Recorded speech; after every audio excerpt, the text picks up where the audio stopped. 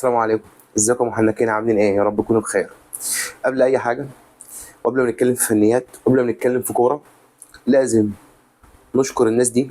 الناس دي سافرت ورا الزمالك. يعني الماتش ما كانش في استاد القاهره ولا كان حتى في القاهره، الماتش كان في هي قناه السويس. الناس دي سافرت، الناس دي سابت اشغالها، اللي شغال باليوميه، اللي شغال شغل خاص هيتخصم منه المرتب عشان الاجازه. الناس دي سافرت، الناس دي سابت كل حاجه وراها، سابت عيالها، سابت اشغالها عشان تروح تقف ورا نادي الزمالك. ويا ريت في لعيبه بتحس، ويا ريت في جوه يعني في اداره بتحس، يا ريت في حد جوه النادي ده بيحس او يطلع يفهمنا ايه الموضوع. مفيش اي حاجه ولا حياه لمن تنادي، والله العظيم. يعني النادي ده لو مكمل فمكمل عشان الناس دي، مكمل عشان الناس دي بتتعب وبتشقى، الناس دي بتصرف اللي وراها واللي قدامها عشان تروح تتفرج على ماتش للزمالك. حتى لو مش في الاستاد بتنزل باخر 5 جنيه و10 جنيه في جيبها عشان تشرب شويه شاي في القهوه وتتفرج على الماتش. فالناس دي هي اللي تستحق ان الواحد يشكرها، الناس دي هي اللي تستحق ان الواحد يقف لهم يضرب لهم سلام. الناس دي لاخر دقيقه النهارده، واللعيبه مفيش فيهم راجل بيشجعوا ولا هممهم مين موجود مين مش موجود، مين حاضر مين غايب. الناس دي لازم لازم لازم نشكرها. تاني حاجة، كالعادة، نقط سهلة، نقط في ايديك في متناول، انت بتضيعها من ايدك زي كل سنة، وبتبعد عن المنافسة، تطلع تالت تطلع رابع، وفي الاخر بتعمل ايه؟ بتاخد كاس. ده الموسم. تمام، بالمستوى دوت انت ولا هتكمل في افريقيا، لان الكونفدرالية السنة دي قوية.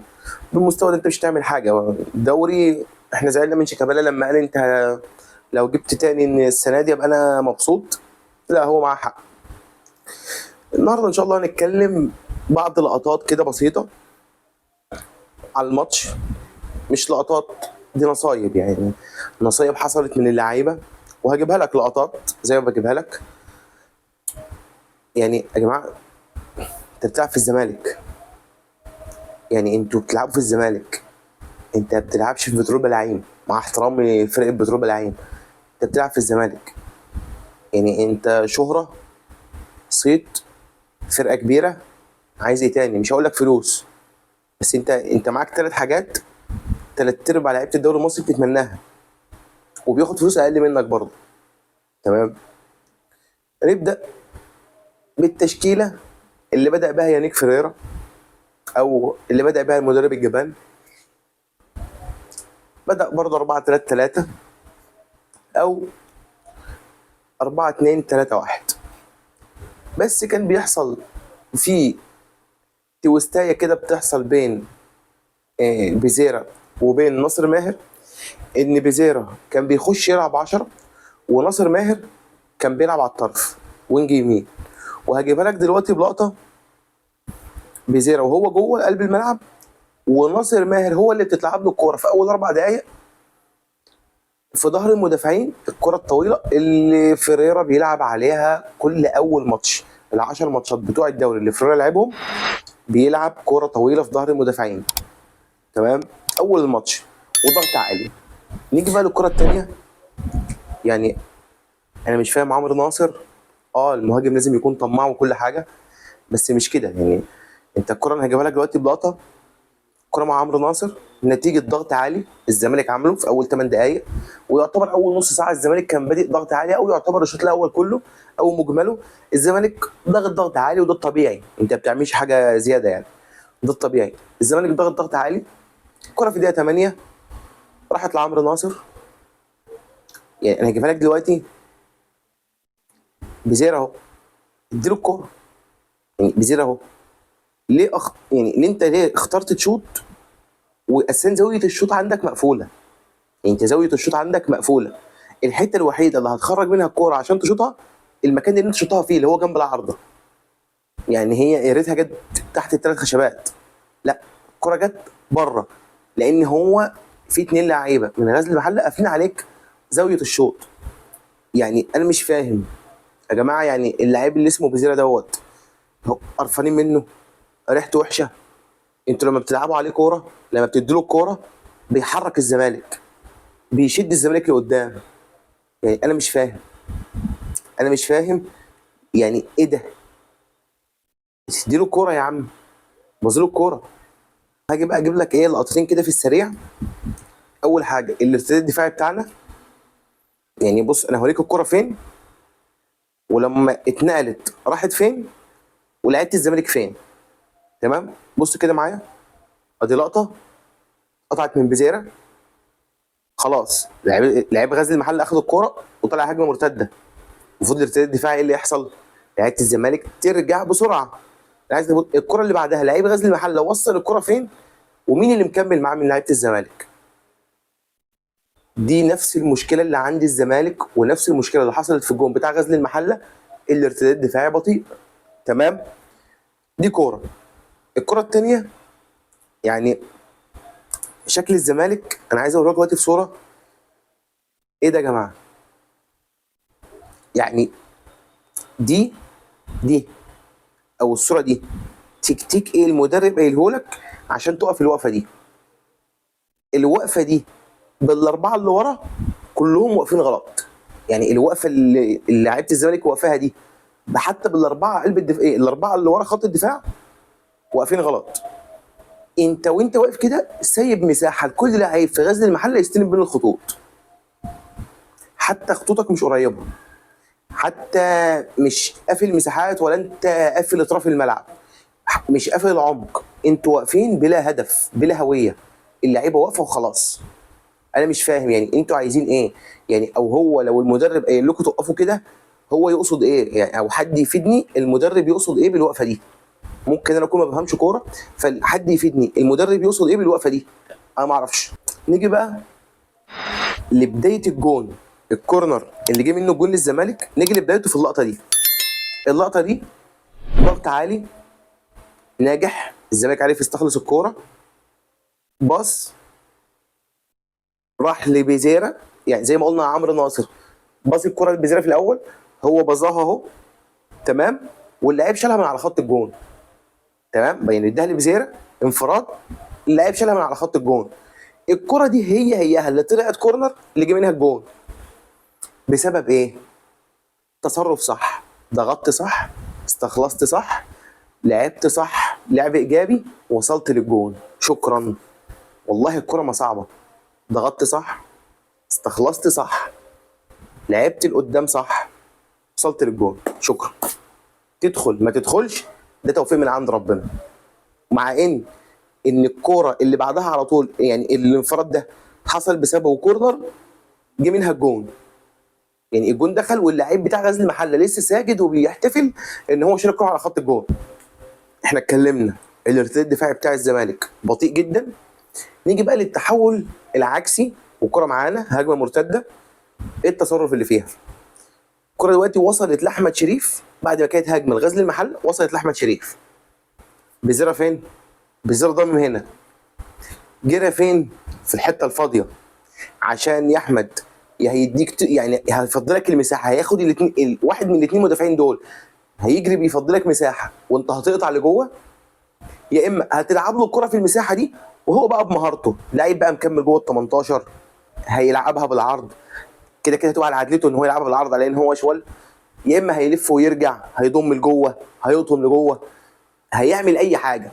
او ايه الصح؟ سيبك هو هيطلعها بره، اديها له هو. لكن انت عملت ايه يا احمد؟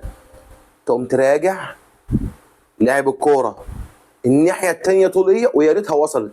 لعيب غزل المحله ده حتى ما استلمهاش، لعيب غزل المحله والكوره نازله طفشها، يعني بالونه بالونه بالونه لا مؤاخذه زيزو، طفشها الكوره وهي نازله طفشها. فيا جماعه هو الصح ادي الكوره للعيب اللي بيجري لي، اللاعب اللي فاضل لي مساحه انا هخش اقطع في المساحه دي، او انا هديله الكوره واقطع انا جوه ال 18 عشان الكوره تتلعب لي. لكن ازاي؟ ازاي؟ انا لازم الف واحنكش وارجع والعب الناحيه الثانيه. نيجي بقى للعميل رقم 101 الباشا ناصر ماهر، والله العظيم الاهلي بعته لنا الزمالك عميل سري. تمام، ففي كره في الدقيقه 46 قبل الشوط الاول ما يخلص، الكره راحت لناصر ماهر، سهل يعمل فيها كل حاجه، سهل يديها البزيره وهو فاتح له، تمام، سهل يشوط الكوره في زاويه من الزوايا، مع ان انت الشوط عندك عناصر ضايع، فانت اخترت وانت بتشوط الكوره تلعبها ببطن رجلك، مع ان دي ما ينفعش تتلعب ببطن الرجل، يا اما لو انت هتلعبها ببطن رجلك هتركنها، لكن انت تلعبها ببطن رجلك في نص الجون. تمام، مع ان كان سهل، انت هتدي الكره لبزيرة هنا خلاص راح انفراد، بس ازاي؟ طماع، لعيب اناني، تلعب لنفسك ما بتلعبش الفرقه. انت يا ناصر يا ماهر لعيب اناني، تلعب لنفسك ما تلعبش الفرقه، ويا ريتك فالح. يعني انت بتلعب لنفسك ويا ريتك فالح، لعيب فاشل بجد. والله العظيم يشكر الكام راجل اللي كان في الاستاد النهارده في الرساله اللي وصلوها لك، قالوا كل حاجه احنا مش عارفين نقولها لك هنا اهو. يعني جمهور الزمالك اللي كان في المدرجات قال لك كل حاجه احنا مش عارفين نقولها لك. تمام، وفعلا غياب عبد الله السعيد فرق. يعني احمد حمدي لعيب كويس وكل حاجه، بس مش عبد الله السعيد يا جماعه. يعني عبد الله السعيد فارق، احنا في نصيبه. لعيب عنده 40 سنه هيبطل السنه الجايه، احنا مش عارفين نعوضه. تمام، عندك احمد ربيع. احمد ربيع لعيب واعد جدا، يعني احسن لعيب كان في الشوط الاول هو احمد ربيع. دونجا يريح بجد، دونجا يريح والله العظيم. ناصر ماهر الماتش جاي يريح، تلعب باحمد ربيع ومحمد شحاته وعبد الله السعيد 10. عبد الله السعيد هيبقى ضعيف معاك 10، بس صدقني احمد ربيع ومحمد شحاته نص الملعب بتاعك انت ما حدش يعرف يعديه بجد. او ممكن محمد شحاته واحمد ربيع ده لو ماتش انت عايز تقفل فيه، يعني ماتش زي بيراميدز مثلا، لكن فعلا لازم احمد ربيع يلعب اساسي باللي عمله النهارده. لا لعيب عنده كوره، لعيب بروميسنج، لعيب هيجي منه جامد. اول 45 دقيقه لعيب واثق في نفسه، الباص بيلعبه، لعيب عاقل، حتى وهو بيقطع الكره راكز كده، مفيش تهور، مفيش فاولات، مفيش شد عصبي، مفيش خالص. احنا كنا نسينا ان لعيب نص الملعب بتاعنا رقم 6 دوت ان هو لعيب هادي. الشوط الاول خلص والنتيجه 1-0. المفروض بقى انت هتكلم فرقتك الشوط الثاني تنزل. يعني كل غلطه بنغلطها في الماتشات اللي فاتت، اذا كان ماتش وادي دجله، اذا كان ماتش الجونه، اذا كان ماتش الاهلي، ما غلطهاش في ماتش غزل المحله. يعني ده لو انت مدرب فاهم كوره، جبت جون ما ارجعش، ما العبش على المرتدات، لا ادوس ووقت ما انا دايس نخلي بالي من الدفاع. يعني وقت ما انا دايس اخلي بالي من الدفاع. انا لو جبت لك الاحصائيات، اذا كانت في ماتش المصري، ماتش وادي دجله، ماتش الجونه، ماتش غزل المحله النهارده، كميه الكورنرات اللي اتلعبت للزمالك وحصل علينا هجمه مرتده بسببها، والله رقم يخض، يعني رقم يخض. تمام، ويعني وانا هشوف الاحصائيه بالظبط، لان انا فاكر ان انا كنت ظبطتها، بس هشوف الاحصائيه بالظبط وهطلعها لك. رقم يخض كميه التحولات العكسيه اللي اتعملت على الزمالك بسبب كورنرات زي الجون اللي دخل فينا النهارده، حاجه تخض. طبعا الجون اللي دخل فينا النهارده بسبب محمود بنتايج. قبل ما نتكلم على الجون، ما تنساش تعمل لايك وسبسكرايب للقناه وتفعل زر الجرس عشان يوصل لك كل جديد وتبقى من عيله المحلكين. نتكلم على الجون بنتايج اللي دخل بسبب بنتايج، لان المخرج بروز اللقطه على حسام عبد المجيد. يعني انا ما اعرفش المخرج بروز اللقطه على حسام عبد المجيد ليه. هو بنتايج السبب، هو اللي لعب الكوره غلط، وعمر جابر عشان راجل مسن عنده 60 سنه ما قدرش يمد رجله وياخد الكوره. بس برضه هي الغلطه برضه عشان ما يشيلش عمر جابر لوحده، هي غلطه من بنتايج. ما ينفعش العب كده. يعني انا لو هطفش الكوره او لو هلعبها بدماغي العبها اجمد شويه، مع ان برضه انت لعيب غزل المحله ما كانش ضغط عليك الضغط اللي هو يعني. دي حاجه. عمر جابر عنده 60 سنه طبعا عشان ما نلموش، وراحت هجمه مرتده وجول. بس انا عايز اسال المخرج، يعني انت بروزتها على حسام عبد المجيد ليه؟ ايا كان حسام عبد المجيد احنا زهقانين منه، احنا النهارده هنا في المدرجات، احنا عادي، هو عندنا لما يبقى يمشي يبقى اعمل اللي انت عايزه. بس انا عايز انت بروزتها على حسام عبد المجيد ليه؟ هو محمود بن تاكل اللي غلط الغلطه.